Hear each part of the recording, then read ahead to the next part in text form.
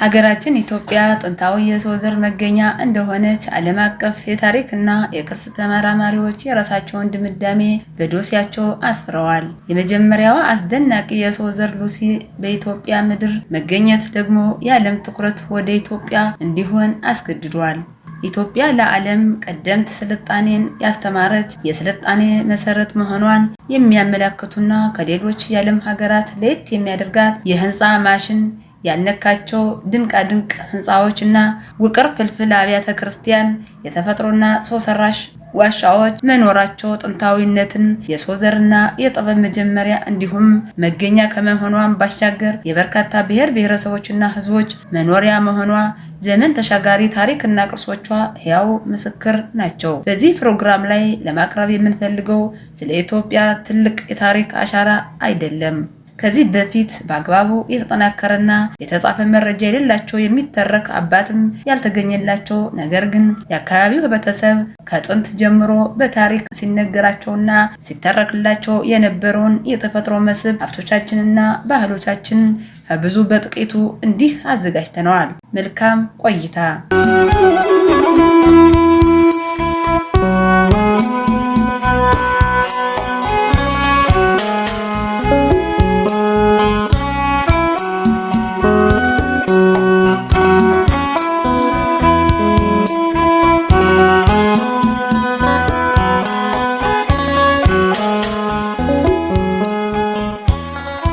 የሐሰና ስውር ገዳም በዩዲት ጉዲት ዘመነ መንግስት በ10ኛው መቶ ክፍለ ዘመን እንደተመሰረተ አፈ ታሪኮች ያስረዳሉ። ገዳሙ በውስጡ ብዙ የተሰወሩ ጽላቶችንና የአባቶችን አጽም እንደያዘ ይናገራል። ይህ ገዳም ከተከዜ ወንዝ ዳር የሚገኝ በመሆኑ በአሁኑ ሰዓት የገዳሙ ከፊል ገጽታ በወንዙ ተሸፍኖ ይገኛል። ይሁን እንጂ ከዚህ ጋር ተያይዞ የተከዜ ወንዝ ለሃይድሮ ኤሌክትሪክ ፓወር ማመንጫ ግንባታ በመዋሉ ገዳሙ ባገኘው የገንዘብ ካሳ ለገዳሙ አዲስ ቤተክርስቲያን ተሰርቷል። ሐሰና ስውር ገዳም በውስጡ የተለያዩ የብራና መጻሕፍት፣ መስቀሎችና ፈዋሽ የሆኑ ጸበሎች ይገኙበታል።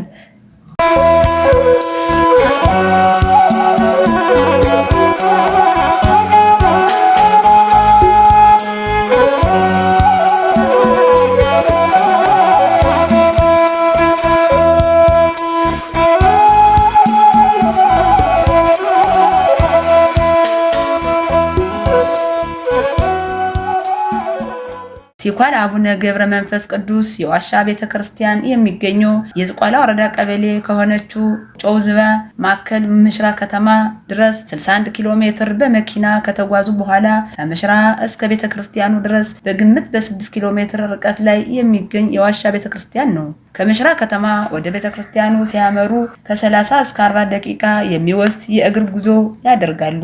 ታዲያ ይህንን ጥንታዊ የዋሻ ቤተክርስቲያን ለመጎብኘት የሚችሉት ቁልቁለትና አቀበት ወጥቶና ወርዶ እንዲሁም የአካባቢው ነዋሪዎች በባህላዊ ዘዴ የሰሩትን አስደናቂ መሳልል መጠቀም ግድ ይላል። ይህ የዋሻ ቤተክርስቲያን በአካባቢው ህብረተሰብ አጠራር ቲኳል አዊ በመባል የሚጠራ ሲሆን የተመሰረተውም በ15ኛው መቶ ክፍለ ዘመን ፍላቱን ወደ ዋሻ በማስገባት ቤተክርስቲያን እንደሆነ ቀሲስ ጣምተው ሸጋው ይናገራሉ።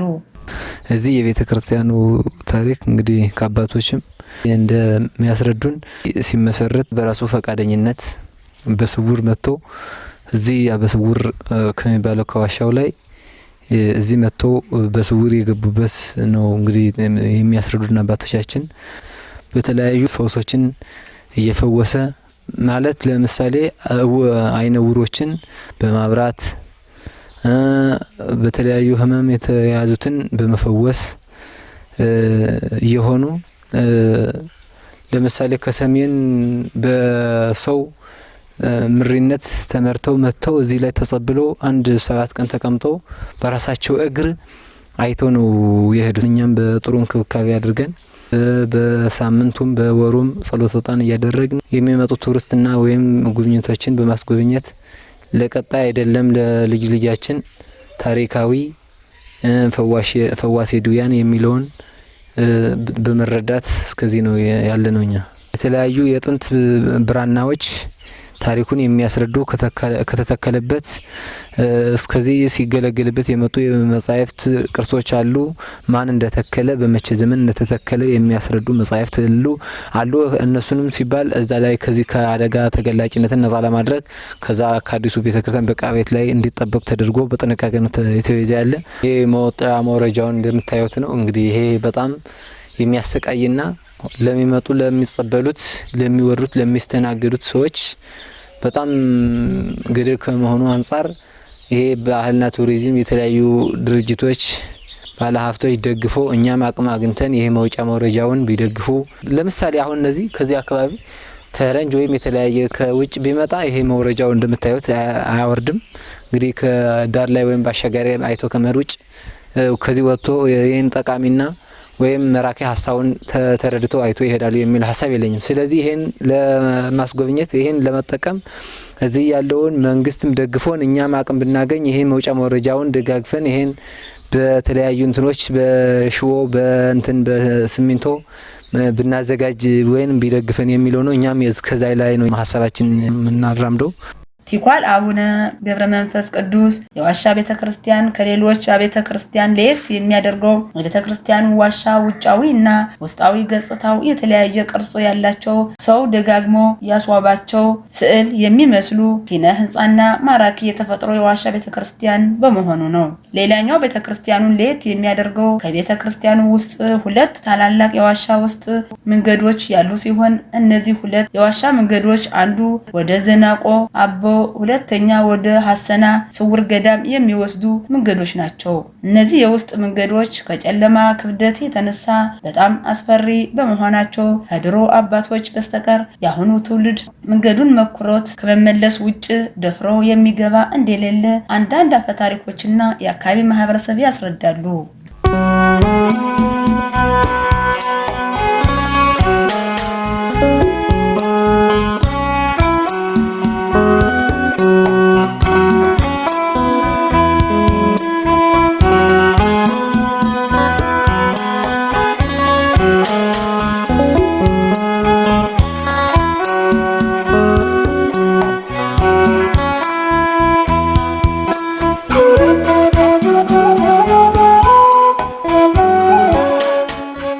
አዳነዲክ ቢስቁ ቅድስት ማርያም የዋሻ ቤተክርስቲያን ከወረዳው በ39 ኪሎ ሜትር ርቀት ላይ በአዳነዲክ ቀበሌ ውስጥ የምትገኝ ሲሆን ቤተክርስቲያኗን በንጉስ አምደ ጽዮን በ4ኛው መቶ ክፍለ ዘመን በባህታዊ በአረዳ ክርስቶስ አመካኝነት እንደተመሰረተች ይናገራል። ቤተክርስቲያኗ የምትገኝበት አካባቢ የአየር ሁኔታ ወይና ደጋ ሲሆን የመልክዓ ምድር አቀማመጡ ወጣ ገባ እና ተራራማ ሸለቋማ የበዛበት ነው።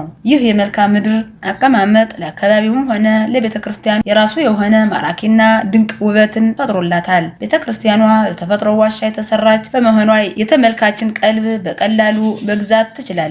በአሁኑ ሰዓት ይህን ቤተክርስቲያን በ1998 ዓ.ም ከዋሻው ተጠግቶ በታደሰ ግንብ የተሰራች ሲሆን በውስጡ የብራና መጽሐፍ፣ መስቀሎችና ሌሎች ውድ የሆኑ ቅርሶች እንዳሉ የቤተክርስቲያኑ ቄሳውስት ያስረዳሉ። በአክሱም ጽዮን ነው የተነሳች። ደግሞ ይህች ቤተክርስቲያን ስትመጣ ግብረ በር የሚባል ዋሻ አለ። እዛ ላይ ገባች መጀመር። ከዛ ማጭንጋ የሚባል ታች አለ ዋሻ፣ እዛ ላይ ገባች። ከዛ መጨረሻ ላይ አይደለም ገና ቦታን አላየችም አላገኘህም ብላ እዛ ላይ ስትገዝቺ ቦታ ላይ ገባች። 3ኛ ደረጃ ላይ ማለት ነው። ስትገባ አንበሳዎችና ነምሮች ነው እዚህ ላይ የነበሩት። ቢስቁ ተባለ። ያው ዋሻው የሚታየው ላዩ ቢስቃ የሚባል እንጨት ነበረ አባቶቻችን። ከዛ ተቀጥሎ እዛ የሚታየውን ካብ በድሮ ካብ እንትን አድርጎ ይሄን እንደሚታየው ሰርቶ ነበሩ። በ1998 ዓመተ ምህረት ይሄን ግንብ ደግሞ መስራት ችለናል ማለት ነው። የቅርስ አኳኋንና የቦታው አፈጣጠር በጣም የሚያስደስትና የሚያስመሰግን ነው። ከጽላተ ጽዮን ተቀርጻ የመጣች ጽላተ ጽዮን ነው የምትባለው። አክሱም ጽዮን ነው፣ ነገር ግን ጽላተ ጽዮን ነው የምትባለው። ቅርሷም እያለ ከውስጥ ስላለ ነው። ከ3 ዋሻ ከሁለቱም ከ3ኛው ያረፈች እዚህ ነው። አንዱ በግብረ በሪ፣ አንዱ በፋጥቃ፣ የ3ኛው በቀብና 3ቱም ማለት ነው ያማከለ ነው። ነገር ግን በእግዚአብሔር ፍቃድ ሆኖ እዚህ ጋር የተቀመጠች ስለሆነች እዚህ ጋር ተቀምጣለች። ነገር ግን በዛ ክፍለ ዘመን ስትቀመጥ በዛን ጊዜ ያመጣው የመነኩሴው ስምም በአባቶቻችን የተጻፈ በድሮ በቅርሳ ቅርስ የተጻፈ የብራና መጻሕፍት ተጽፏል። የሰውዬ የመነኩሴው ስም ማለት ነው። ቅርሳ ቅርሶች የተነሳ በመረጃ የተያዘ 47 ብራና አለ እኔ በማውቀው ማለት ነው። ከዛ የመስቀል የተለያየ ቅርሳ ቅርስ የብራና አለ። ነገር ግን ከዚህ ውስጥ የሚገኝ የድሮ ከቅርሱ ቀጥሎ የሚቀጥል ቅድም ከዛ እንደ ናሙና እንዳየነው ስዕል የድሮ ስዕል ከውስጥ አለ ታይቶ የማይታወቅ ስዕል ማለት ነው። እንደ ሌሎቹ የሴት አንቀጽ አለ፣ የወንድ አንቀጽ አለ፣ የካህናት አንቀጽ አለ። 3 በራፍ ከዛ 2 መስኮት አለ። በህብረተሰቡ ብቻ አስተዋጽኦ አንዱ 100 ብር፣ አንዱ 200፣ አንዱ ፍየል፣ አንዱ በሬ አውጥቶ ይሄን ያሳደገ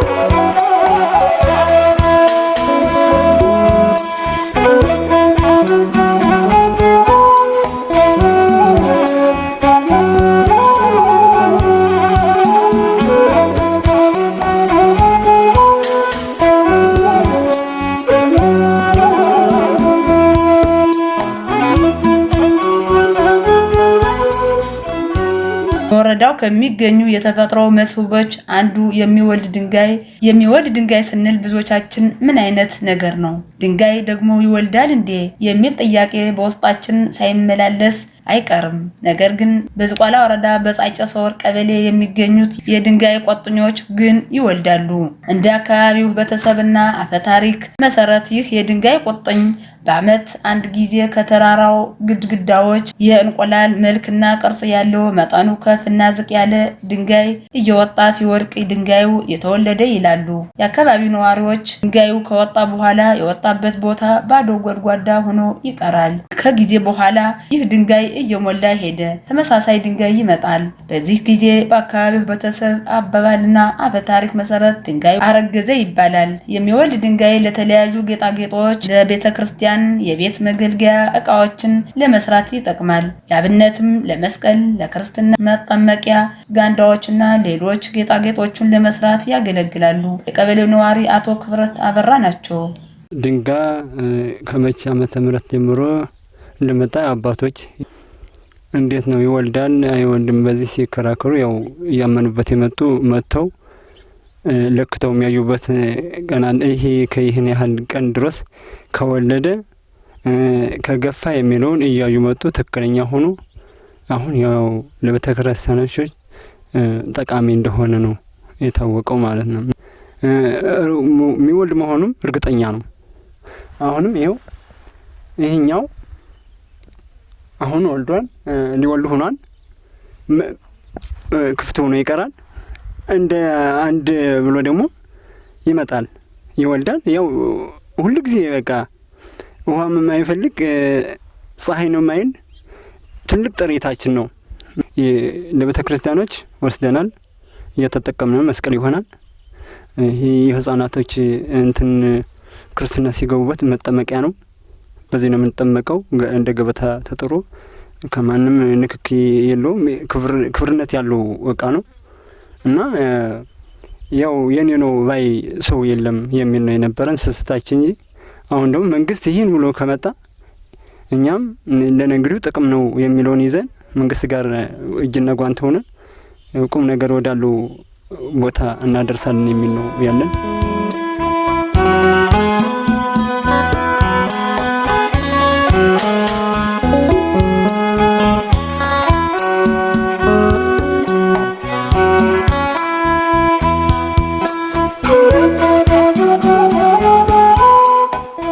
ፍርጣጣ የዛፍ ዋሻ። ይህ ተፈጥሯዊ የዛፍ ዋሻ በተፈጥሮ ቤት የሚመስል የዛፍ ዋሻ ሲሆን በውስጡም ከ50 ሰው በላይ ይይዛል ተብሎ ይታሰባል።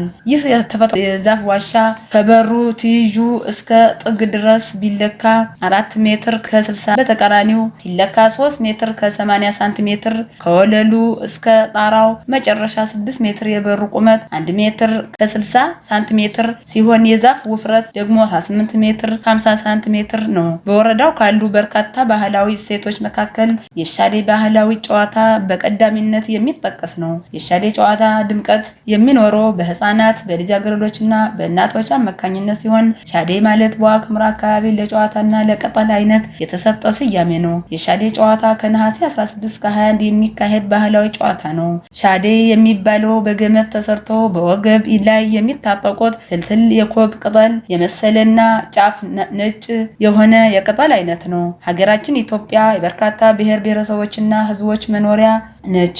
ዜጎች ህገ መንግስቱ የተሰጣቸውን መብት በመጠቀም የራሳቸውን ባህል፣ ቋንቋና እምነት በነጻነት ያራምዳሉ። በሀገር አቀፍ ደረጃ መስከረም 17 ቀን በድምቀት የሚከበረው የመስቀል በዓል እንዲሁም ጥር 11 ቀን ተብሮ የሚውለው የጥምቀት በዓል እንደ ሌሎቹ አካባቢዎችና በወረዳው በድምቀት የሚከበሩ ሃይማኖታዊ ክንዋኔዎች ናቸው። የወረዳው ባህልና ቱሪዝም ጽሕፈት ቤት አቅሙ በሚፈቅደው መጠን ሌሎች አጋር አካላትና ህብረተሰቡን በማስተባበር የተፈጥሮ መስህቦችን ባህላዊ እና ሃይማኖታዊ ክንዋኔዎችን በመንከባከብና በማልማት ህብረተሰቡ ተጠቃሚ ማድረግና ተጠብቆ ለተተኪ ትውልድ እንዲተላለፉ በሚያስችሉ ተግባራትን በማከናወን ላይ እንደሚገኙ የጽሕፈት ቤቱ ኃላፊ አቶ ካሳው አለፈ ይገልጻሉ። ፍርጣጣ ዋሻ በ01 ቀበሌ የሚገኘው ዲስኩ ማርያም የዋሻ ውስጥ ቤተክርስቲያን እንዲሁም በ3ኛ በ06 ቀበሌ ጻይጨሶር ቀበሌ የሚገኘው የሚወልደው ድንጋይ አንዱ መስህብ ሀብታችን ነው ማለት ነው። ሌላው በ4ኛ ቲኮል አቦ በ08 ቀበሌ የሚገኘው የዋሻ ውስጥ ቤተክርስቲያን ነው ማለት ነው።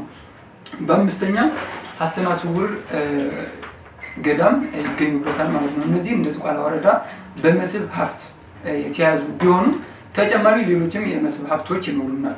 የማይዳሰሱ መስህብ ሀብቶች አሉን። ለምሳሌ ሻደይ፣ ጥምቀት፣ መስቀልና ሌሎች ባህላዊ ጨዋታዎች እንደነለው ፈለሎፍ አይነት የማይዳሰሱ የመስህብ ሀብቶቻችን አሉ ወይም ቅርሶች አሉን ብለን መያዝ እንችላለን። እነዚህ አምስቱ በባህልና ቱሪዝም ጽሕፈት ቤት ተመዝግቦ የሚገኙ ናቸው ማለት ነው። እነዚህም መስህብ ሀብቶች ከቁጥጥርና ክትትል አኳያ እኛ እንደ ተቋም የሚያስፈልገውን ክትትልና ቁጥጥር እያደረግን እንገኛለን። ለምሳሌ ከእንስሳትና ከሰው ንክኪ ነፃ እንዲሆኑ፣ ከሰው ስንል ያልተገባ ባህሪ እንዳይኖረው ያልተገባ ነገር ተደርጎበት፣ ለምሳሌ ፍርጣጣ ዋሻው ከንክኪ ነፃ ነው ስንል ጥበቃ እየተደረገለት ማንኛውም ሰው እንደፈለገ እየገባ ቆሻሻ ነገሮችን እንዳይጥል ዘበኛ ቀጥረን እያስጠበቅን ያለንበት ሁኔታ አለ ማለት ነው። በተመሳሳይ መልኩ የሚወልደውን ድንጋይ መውሰድ ብንችል እዛ አካባቢ ላይ ገብቶ ያ የተወለደውን ድንጋይ ለቤተክርስቲያን አገልግሎት እንዲውል ከማድረግ ውጭ ግለሰቦች እንዳይጠቀሙ የማድረግ ስራ እየሰራን ያለንበት ሁኔታ ነው ያለው። ሌሎቹ ግን አብያተ ክርስቲያናት ጋር የተያያዘ ቁርኝት ስላላቸው የራሳቸው ዘበኛ ያላቸውና በዛ ልክ እየተጠበቁ የሚገኙበት መሆኑን በዚሁ አጋጣሚ መግለጽ እፈልጋለሁ ማለት ነው። በራሳችን በተቋም ፔጅ እና እንደዚሁም የተለያዩ በራሪ ጽሁፎችን እያዘጋጀን እንዲሁም በግል አካውንቶቻችን እና በተቋሙ ገጽ እያስተዋወቅንና ያላወቀው ማህበረሰብ እንዲያውቅና ቀጣይ ላይ የመጣ መጎብኘት እንዲችል እድሎችን እየፈጠርን ያለንበት ሁኔታ እንዳለ በዚሁ አጋጣሚ መግለጽ እፈልጋለሁ ማለት ነው። ሌላው በሶስተኛነት መግለጽ የምፈልገው እነዚህ መስህብ ሀብቶች መሰረተ ልማት ተሟልቷል አልተሟላም ከሚለው አኳያ የመጀመሪያው ያው ፍርጣጣ ዋሻው መሰረተ ልማት በከፊልም ቢሆን የተሟላለት ነው ማለት እንችላለን። ለምሳሌ እዚሁ 01 ጽስቃ ከተማ ላይ ስለሆነ በአቅራቢያው መብራት አለው። ሁለተኛ ውሃ ገብቶለታል ማለት ነው። መንገድም እስከ በሩ ድረስ የሚያስገባ መንገድ አለው። ነገር ግን ሙሉ አድርጎ ለጎብኚ ምቹ ሁኔታዎችን ከመፍጠር አኳያ ግን የሚቀር ነገር እንዳለ ያመለክታል። ሌሎቹ መስህብ ቦታዎች ግን መሰረተ ልማት ተሟልቷል አልተሟላም፣ ሙሉ በሙሉ መሰረተ ልማት የሚባል ነገር የላቸውም። አንደኛ መንገድ የላቸውም፣ ውሃ የላቸውም፣ ሶስተኛ ደግሞ መብራት የላቸውም። ይህ ግን እንዲሟላ ከማድረግ አኳያ እንደ ባህል ቱሪዝም እንጠይቃለን። የሚመለከታቸው ሌሎች ሴክተር መስሪያ ቤቶች ይኖራሉ። እንዲሁም አስተዳደር ምክር ቤቱ ይሄንን ነገር ወስዶ የመሰረተ ልማቶች ቢሟሉ ቀጣይ ሰፊ የሆነ ከቱሪዝም ሀብት የምናገኘው የኢኮኖሚ ምንጭ ሊኖር ስለሚችል ትኩረት ተደርጎበት መንገድ እንዲሰራላቸው፣ መብራት እንዲገባላቸው ቀጣይ ላይ አብረን ተመካክረን የምንሰራው ተግባር ይሆናል የሚል ሀሳብ ለመስጠት ያክል ነው። የተፈጥሮ መስህቦች፣ ባህላዊ እና ሃይማኖታዊ ክንዋኔዎች የአንድ ሀገርና ሕዝብ የጋራ ሀብት ነው። ይህንን የሕዝብ የጋራ ሀብት በመንከባከብ በማልማት በሕዝቡን በአጠቃላይ ተጠቃሚ ማድረግና ለቀጣይ ትውልድ የማስተላለፍ ስራ የመንግስት የሁሉም ተቋማትና ድርጅቶች የአጋር አካላትና የሁሉም ዜጎች የተቀናጀ ተሳትፎ የሚጠይቅ ይሆናል።